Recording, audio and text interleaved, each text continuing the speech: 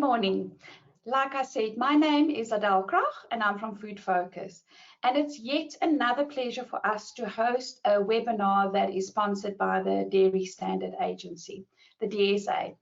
Now, the DSA has got many functions that they fulfill, and the most important one for them is to promote the improvement of quality of milk and other dairy products in the interest of the consumer and of the industry.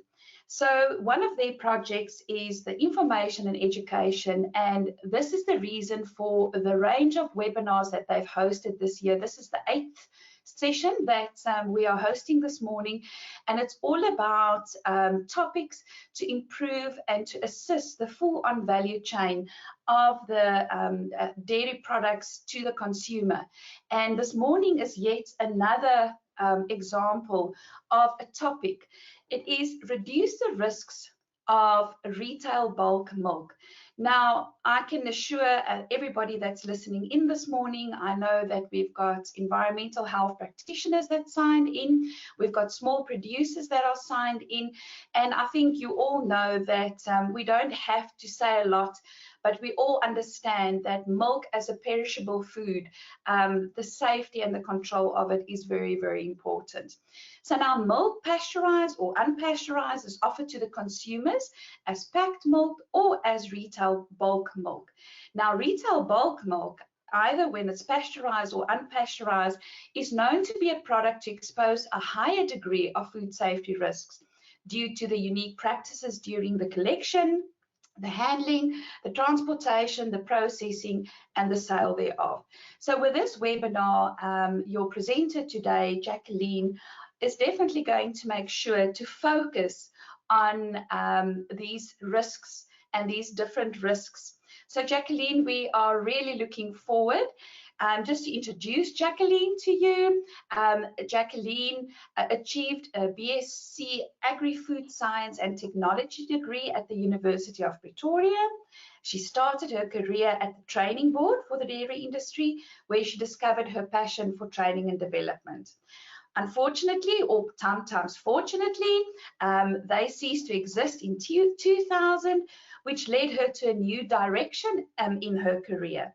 She was employed by the Sensory Assignment of Africa and later McCormack SA to conduct research in the food industry using sensory evaluation. Her passion for training, and that I can see and I know because this whole program that Jacqueline has put together with her team shows absolutely her passion that she's got for the industry. So currently she is the technical manager, where she assists with information, communication and education programs in work groups, and she provides consultation and acts in an advisory role to milk producers and dairy processing companies. Jacqueline, we are so happy to have you this morning, and we are so looking forward to your presentation. And like I said, audience, please make sure that you type your questions in the process while Jacqueline is presenting, that she can answer the questions for you afterwards. So Jacqueline, welcome, enjoy, and over to you. Good morning, everyone. Thank you so much, Adele. It is always a privilege to share information and to be part of this project with the Food Focus team. Thank you so much. It is fun doing business with you. Right, so I thought it well to start this presentation. I just need to get my slides working. Okay, there you go. I thought it well to start this webinar with a bit of terminology, just to get a clear understanding of where our focus will be today. It was also mentioned in the first paragraph that milk, with the exception of UHT and serialized milk, can be categorized as bulk milk and packed milk based on the way it is presented to the consumer. Now, with the bulk milk part, the consumer brings their own containers, or they can buy containers from the shop to be filled from the bulk tank at the shop. Whereas with packed milk, the product is pre-packed and labeled at a processing facility And when the consumer gets to the shop, they get it from the refrigerator shelf. So that's the two categories. And in each of these two categories, we get a subdivision of pasteurized milk and raw or unpasteurized milk. You know that in some areas it is allowed to sell raw milk or unpasteurized milk, and therefore we need to make this subdivision. In this webinar, the focus will be on the bulk milk, whether it's pasteurized or unpasteurized. So we are going to focus on the tank milk. Our ultimate goal is to deliver a safe, good quality product to the consumer.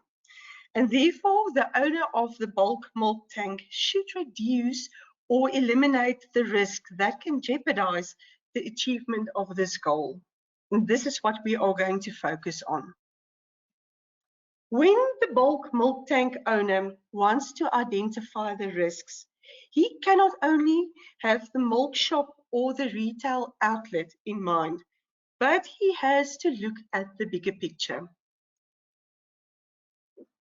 And that is what you can see on the slide. That is the bigger picture.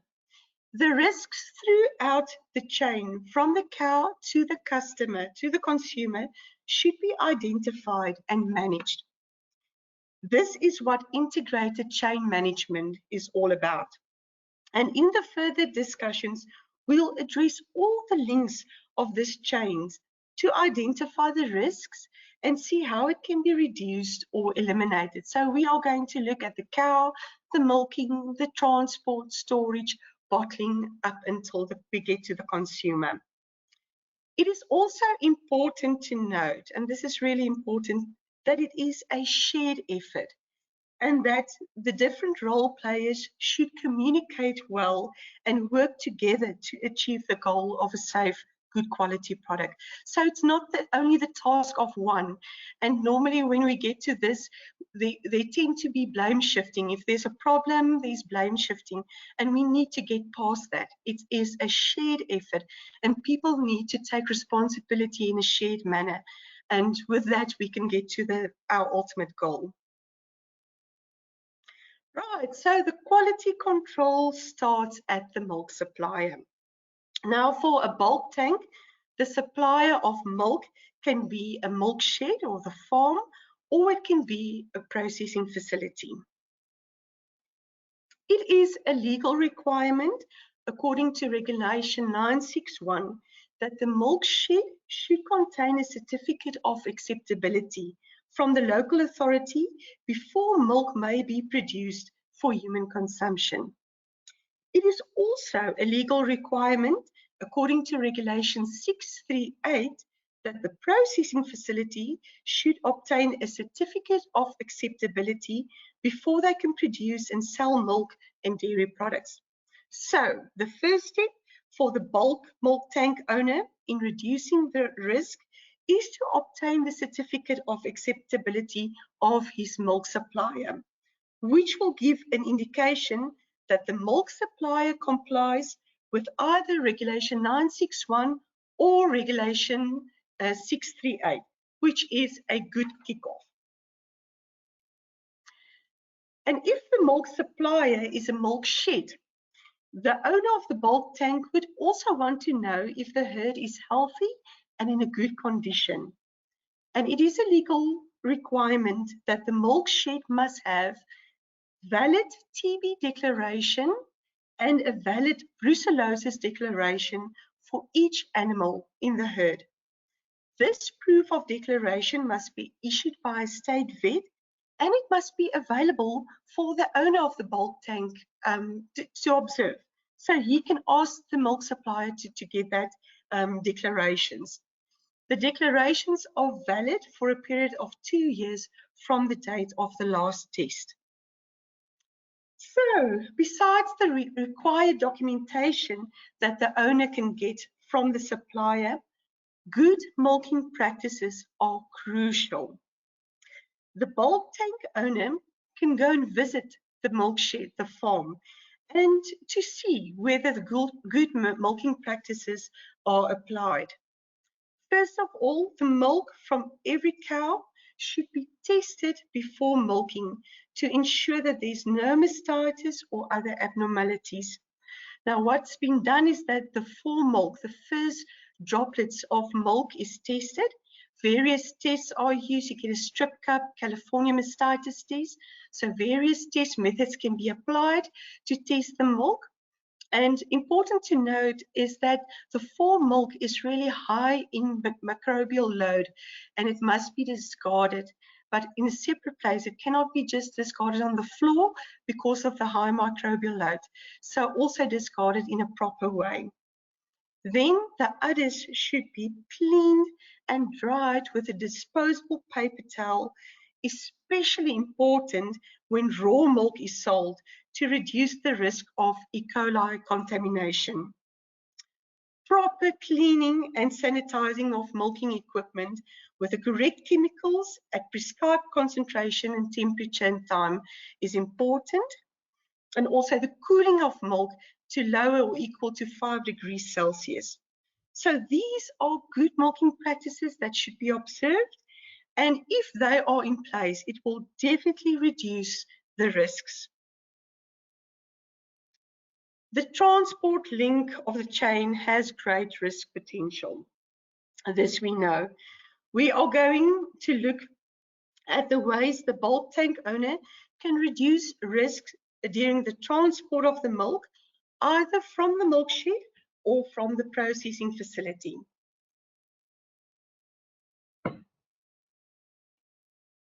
Right. The ideal would be to have big tankers with possible less risk transporting the milk to the bulk tanks. But because of the lesser volume, milk is usually transported with tanks on vehicles or in milk cans. And then what's important for this owner of bulk milk tank is to check the transport. Care should be taken to only use insulated food grade containers and tanks to transport the milk. Frequent hygiene and condition inspection should be done by the owner of the milk tank.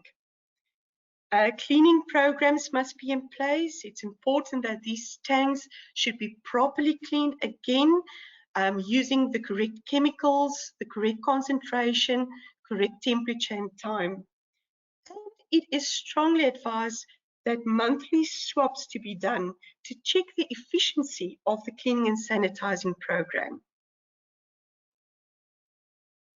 When the milk arrives at the milk shop or the retail outlet, the owner of the bulk milk tank can also do a few things to reduce the risk. First of all, he can take the temperature of the milk, and the temperature should be less or equal to 7 degrees Celsius.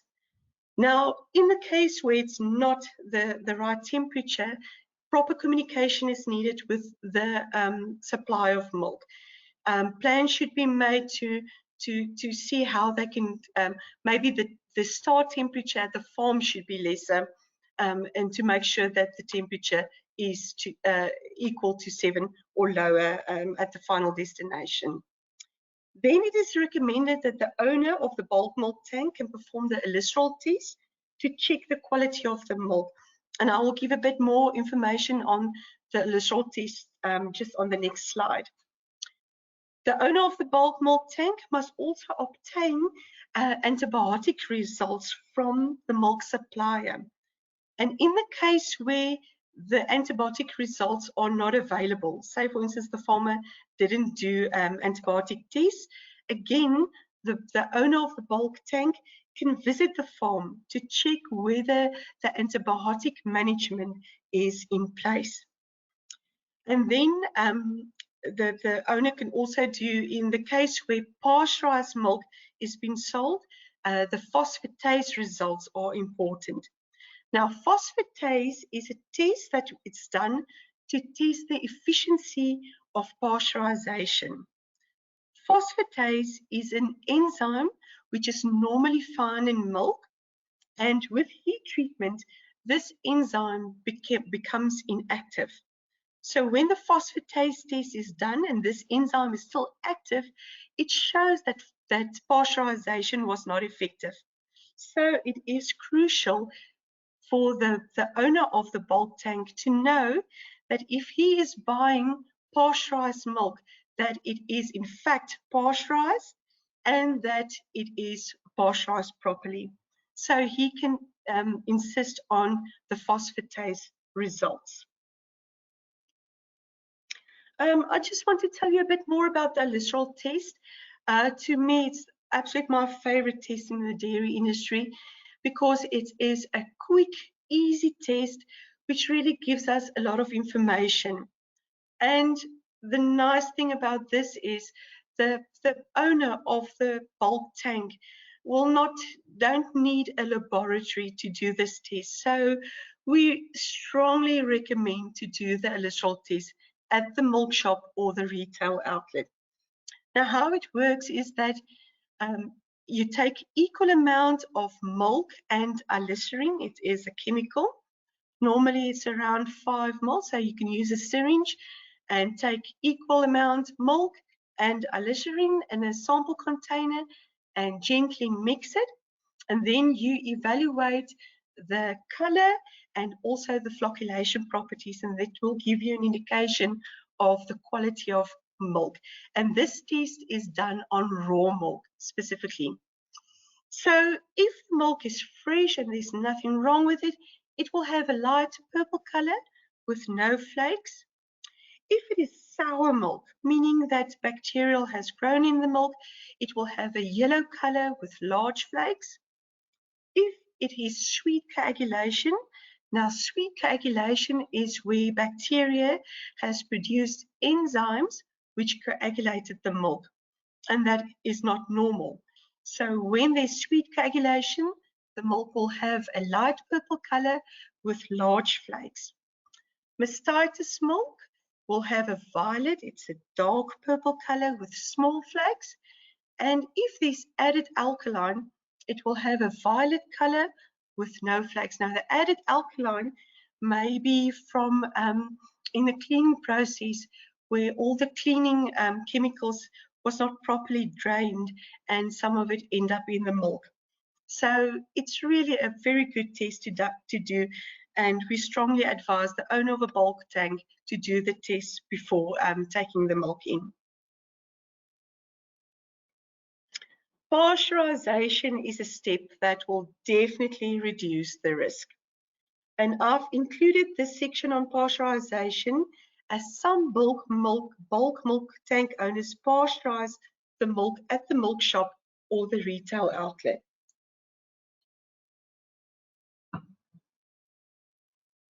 All right, so pasteurization is a heat treatment that is applied to the milk with the aim of avoiding public health hazards arising from pathogenic microorganisms associated with milk.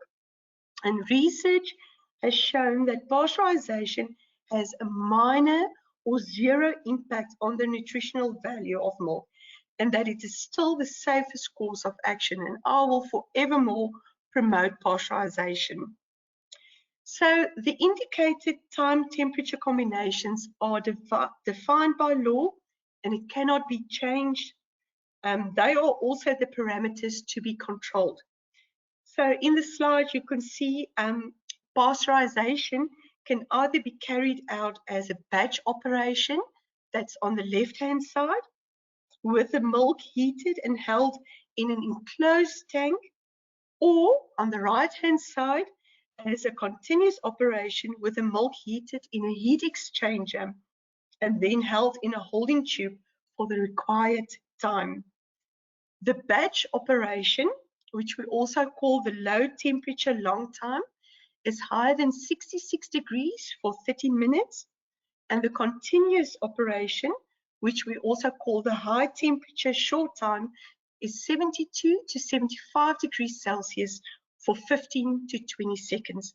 So these are the two methods that can be applied in the milk shop. And what the owner should do from the milk tank, is to note that it is a legal requirement that thermographic recordings be signed by the owner and it must be retained for at least 4 weeks. And it is actually advisable to keep the records for at least 3 months. And it's not, we cannot just keep the records because the law tells us. There's actually a reason why we need to keep the records, is to do the checking, to make sure that the time and temperature combinations are as required, as the law requires. So that is the way that we are checking it. The pasteurizer thermometers should at least be calibrated annually, and records must be kept. The milk must be cooled directly after pasteurization to 4 degrees or lower, and it must be within 30 minutes. And again, the phosphatase test, which you know by now, it should be done to determine the efficiency of pasteurization. It is recommended that this phosphatase test be done on site per batch. But if it's not done per batch, at least monthly by an external laboratory, or when there is a reason to believe that pasteurization was not effective. It is crucial to do the phosphatase test to make sure that the pasteurization is done properly. The pasteurizer should also be properly cleaned and sanitized by, again, using the correct chemicals at prescribed concentrations, temperature, and time parameters. And of all this, records should be kept. Right, there are also a few things that the owner of the bulk tank can do at the milk shop or the retail outlet to reduce the risks. First of all, stainless steel or equivalent material bulk milk tank must be used for the storage of the milk. The tank must be smooth finish, must have a smooth finish. It must be free from open seams, cracks, and rust stains, which will contaminate the product. The use of 2 tanks on a rotational basis is required to facilitate the product rotation and cleaning.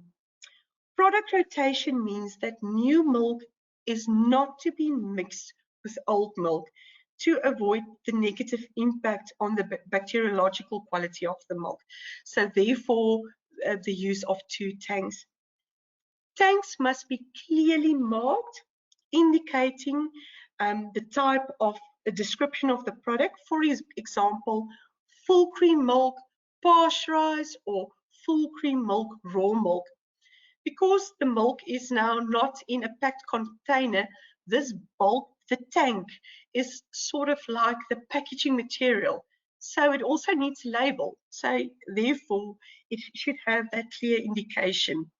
And also on the tank, it should be indicated the name and the physical address of the owner of the tank. Most of the times, the owner of the milk shop or the retail outlet is also the owner of the tank, but sometimes it happens that the farmer is the owner of the tank. So therefore, the owner's information should be on the tank because it's the owner's responsibility. The milk is the owner's responsibility. All right, and the tank must be provided with an agitator capable of thorough mixing of the contents of the tank. This is very important, especially when raw milk is sold. You know that the fatty part will tend to move to the top. So if the milk is not thoroughly mixed and the milk is tapped at the bottom, the consumer will only get the watery part of the milk, and which is not correct. So thorough mixing with an agitator. The tank must be provided with a lid to protect the milk from insects, dust, and other contaminants. Tank must have a thermometer, a working thermometer, to measure the temperature of the milk accurately, and it must be calibrated. And again, the records must be in order. The tank must have a cooling unit that is capable of cooling the milk to 4 degrees or cooler, and must be able to maintain such a temperature during the storage. Temperature of the milk must be taken daily, so it's the responsibility of the owner to measure the temperature, record it, and to keep the records for a month. And again, not only because the law tells us to do it, but to use that information, to check it. And if the temperature is not as required, to do the necessary rectifications. Right. With the selling of the bulk milk, the customer usually provides their own containers. But should the milk shop decide to provide packaging material, there are a few things that the owner of the tank should do to reduce the risks. The first thing, and this is very, very important, to only use new bottles for in-store bottling. Please, no old 2-liter cold drink bottles to be used. Only new packaging material. We are absolutely increasing the risks if we go the path of cleaning 2-liter cold drink bottles. And I know that people will always say, but they have a great system and they do proper cleaning using proper chemicals. This is not the way to go. We only use new bottles. The packaging material should be properly stored in the shop, above the floor, away from the wall, so that the new packaging material will not be contaminated. The tank must be equipped with a tap that is used to fill the client's containers, and it is recommended that the opening and the closing mechanism of the tap be equipped with a butterfly valve and not a ball valve. The milk must preferably not be scooped out of the tank with a container or transferred to a final container by means of a third container. So it must be from the tap at the bottom.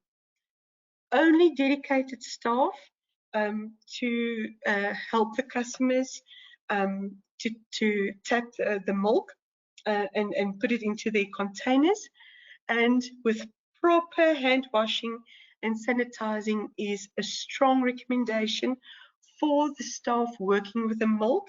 And important to note also that there should be the hand washing facilities, so that the staff is able to be clean at all times.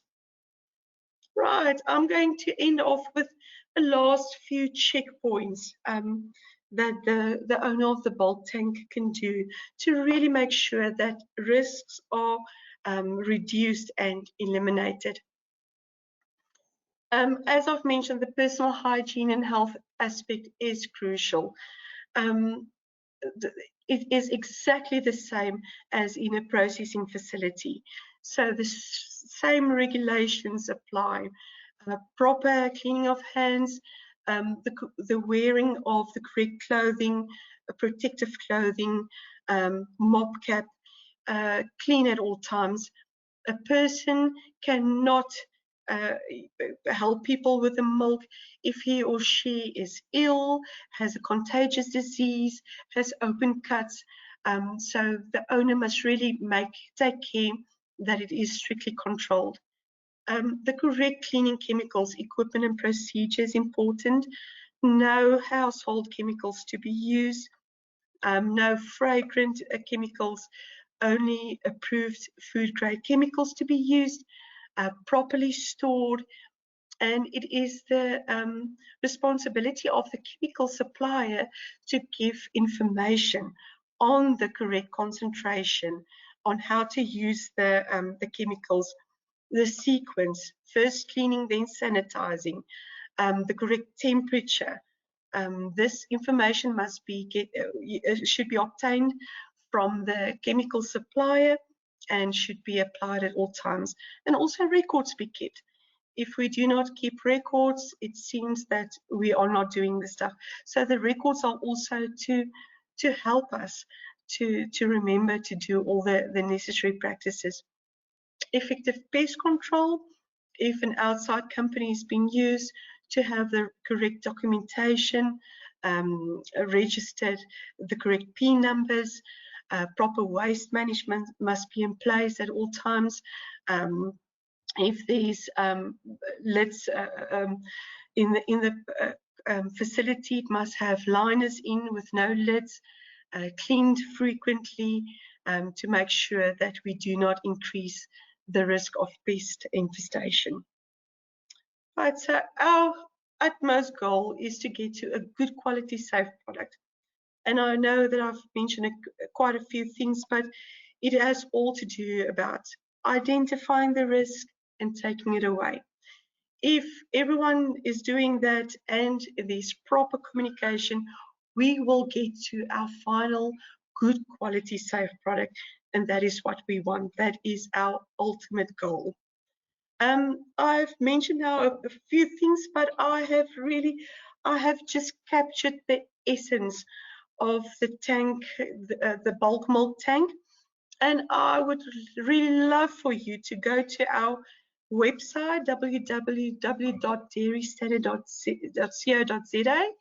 We have a very thorough retail bulk milk guideline there, which I really want you to go and have a look at. There you'll find even more detailed information. And at the back of that booklet, you'll find a checklist. If you are the owner of a bulk tank, you can use that checklist to see whether everything is all right and whether you comply. And if you are an EHP, you can also have a look at it and see what the points are which you can use when going to a milk shop and doing an inspection or an evaluation. And I think that is the end of my story. Thank you so much for listening. And I'm looking forward to hearing your questions. Thank you so much, Jacqueline. I really appreciate that. I'm sure that the audience also appreciate your time. And there's one or two questions, but please, now's the time to make sure that you add your questions into the question bar, as I mentioned. And Jacqueline, I think if you can put your camera on, you and I can at least see one another face to face. And Jacqueline, I think for me, what really jumped out is, as you started when you spoke about the integrated chain management, how important it is to, from the farmer right to the person who's got this bulk container, for them to communicate with one another. Yes. And, you know, not to say if there should be a problem, that's then the time to start to communicate. But you know who your suppliers are. Am I right if I say that? Yes. And also, you know, to help each other. So, for instance, the milk, get to the milk shop. Most of the times it's the milk shed that delivers the milk to the milk shop. Yeah. So if milk owner can measure the temperature and see that it's not 7 degrees or lower, the milk shed will not know about that. So maybe from the start go, the milk was not cool enough. So yes, by communicating it to the farmer, he can know that he needs to reduce the temperature on that side. So it's all about effective communication. Yes, and working together. I think they're working together for me is the most crucial step there. To know that it's effort. And I think also the working together part is important, but mostly understanding that your product can go to a frail person, to a child, and you definitely don't want to form part of making someone ill because you weren't making sure of who your supplier is. Now, one of the questions that I've got here is, what do you do if a client comes with their own bottle, their own Coke bottle, and they say that they've cleaned it and they're comfortable that they must use that bottle? What do you do then? Well, you cannot not allow the customer to come with their cold drink bottle. It's their bottle. They can use whatever container they want to use. I would say that the owner of the tank must maybe just have a discussion with the consumer and making sure that they are using the correct methods to clean. Ask them about the cleaning. So a bit of consumer education. But they can bring whatever container they want to. You cannot restrict the consumer. But it's important that the milk shop should not have cold drink bottles under the rack to give to the consumers. Yeah, no, that I can appreciate. And like you say, just communicating to the consumer to say to him, should the milk, become sour a day after, that he can't come back and say, there was something wrong with the milk, because the shop owner didn't have control over the container in which the milk was sold. Yes. Okay. Yes. Here's a question. Hi, it's Sibla from eThekwini Municipality. Thank you very much for informative presentation. When retail packages their own milk from the bulk container, does the milk container need to comply with labeling requirements for packaged product? Yes, it should.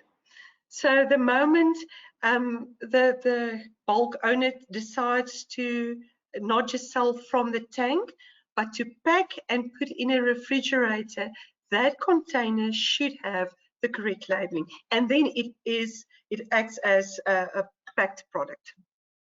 Yeah, and I think in that case that the shop owner then takes the responsibility for traceability. So he should be fully aware of, which milk is packed the day and sent out. So that person would have to have proper record keeping of, the amount of milk that he packed in those containers on that day. Samila, I hope that answers your question. If not, please, just elaborate a bit more if we didn't answer the question.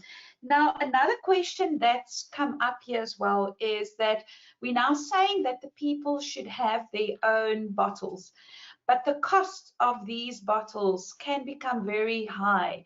Is there any other suggestions or solutions that you can offer for this? Well, the simple thing that I would say to the milk shop, if you do not have the means to buy new packaging, I would say then you must ask the consumer to bring their own containers. Then do not do the packaging thing at all. Then the consumer bring their own containers, and then, there's not a problem. So rather let them bring their containers then. Their own containers. And then what is the specifications? You spoke about surface swaps. So monthly surface swaps. Where can the people get guidance and clear indications of what the specifications are, and the laboratories that they can utilize? Do you have any guidance on that? Well, the criteria it should have less than 10 microorganisms per 100 square millimeter, and yes, they can just make contact with an accredited laboratory to get the equipment also to do the swabs. I believe that the milk shop will not have the correct material to do it, so they can just make contact with us as well. Dairy Standard Agency, we can also help with that. Yes, and I think it's so awesome that last slide that you showed was the guideline, for either the milk shop owner, or, as we know, we've got a number of environmental health practitioners that sign onto this webinar. I think something that I would also like to elaborate on is that we often get inquiries in terms of where and how do I apply for my certificate of acceptability. And what we've done from Food Focus's side is, when you go to our website, www.foodfocus.co.za, at the top there's a What's Hot tab, and if you click on there, we've got our own little section on how to apply for your certificate of acceptability and why. So we've got a number of webinars that we hosted around that, but what we've done is we've got a contact list of all the different municipalities. And once again, for those that did provide us with information at the time that we asked. But the only person that can provide you with your certificate of acceptability is the environmental health practitioner that's based at your local authority. And they are the only people that can provide you either with the application form online, and they're also the only people that can issue you with your certificate of acceptability. So thank you so much once again, Jacqueline, for your time and for this very informative webinar. It doesn't seem like there's more questions coming from the audience. As I've mentioned, as we started, this session is being recorded and it will be on our website, like I said, foodfocus.co.za.